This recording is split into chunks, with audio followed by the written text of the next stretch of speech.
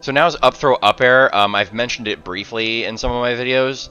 Now this combo, at least killing on FD, is only going to work on about a third of the cast. It works on a lot more of the cast at a lower percent if you grab them on the platforms.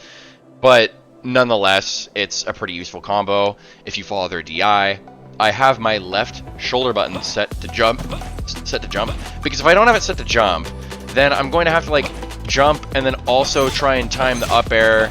Like with A, it's just very awkward because I might accidentally get a up angle back air if I'm trying to move towards the side they're DIing while also doing up air.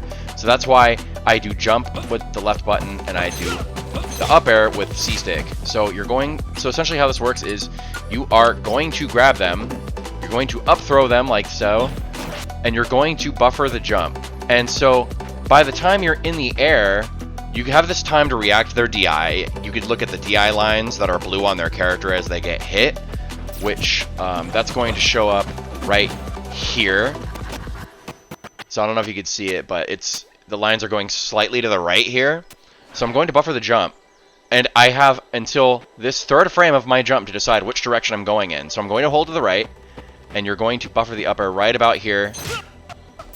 Okay, well, I'm not very good at doing it in like not real time, so I'll just kind of do a live demonstration. So grab up air, and he's dead.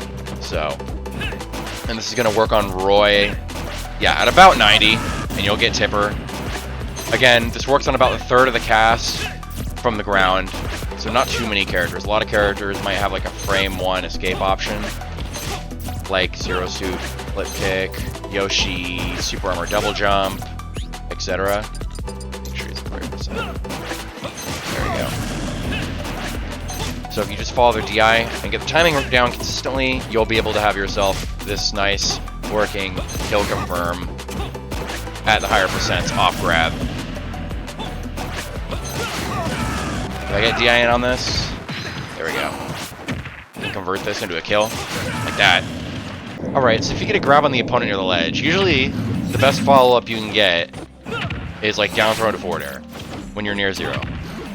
But it does around like 20 to 22%, and it's pretty DI-able though. Like, these are all different DI angles, and sometimes it just misses, and it's pretty inconsistent unless you're like really good at reacting to what direction they're going to go in. So that time you DI'd up, and then a much more consistent combo is going to be up throw into up B. And instead of 22, this does up to 27% if you time it right. And this is being done on Wolf, who's tied for the fastest air dodge in the game. You can, for example, just up throw them and up B off the ground, which will get you 25. And I'm pretty sure nobody's able to air dodge this if you just do it like literally up throw, up B from the ground. Thing is though, if you do up throw into up B on the ground, it doesn't do as much as if you buffer a jump. You'll actually get like a slightly more amount of damage. So what you actually want to do is you want to jump until the frame you're in the air. So if I buffer jump here, as you can see, right when I come off the ground, which is around the 4th frame, because jump squad takes 3 frames. So this is 1, 2, 3. I'm in the air now. Then you buffer the up B towards the opponent. It'll do the 27% damage and be a completely true combo. So this is going to work up until, actually, I want to say like 34, 35-ish. And yeah, it'll still do like 26%. There's a 27.7. Still a very high window, because down throw fair, you're not even going to be able to connect that anymore at that point if they hold away. I guess the only drawback is that you'd be stealing your up B while going for it. So the thing is that around 50% or so, these combos stop working, pretty much. And so what's nice about that is this is a good percent range where you can actually frame trap them. So you could go for up air, you can go for up throw up air, right? And if they air dodge this, they're like trapped in lag until they hit the ground. So let's just say you're about to go for this, right?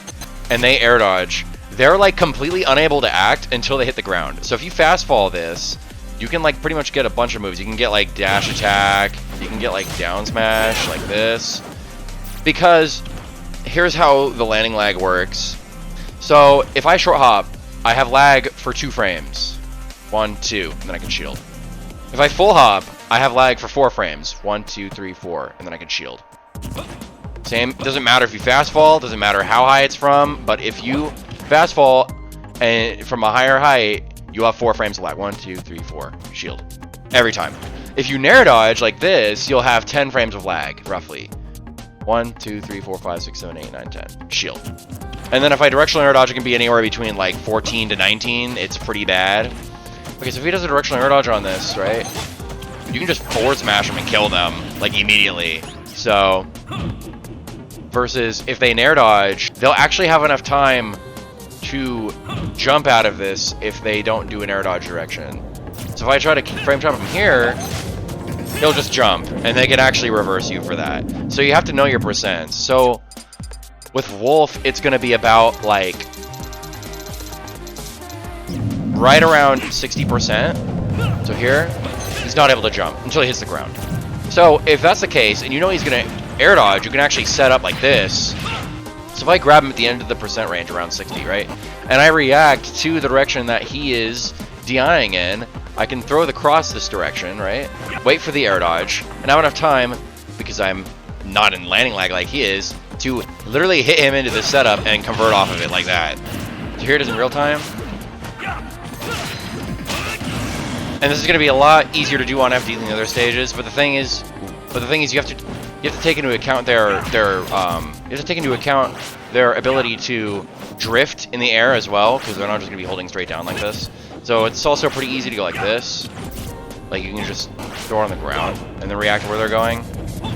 They back up, throw on the ground, and do it, you know. So for a heavy character like Bowser, the percent window is going to be a lot higher because the up throw doesn't send him as high because he's heavier. So he's probably not going to be able to get in the landing lag until, like, yeah, almost 100. You grab him at like 88, he's still not able to act, and kill him for it.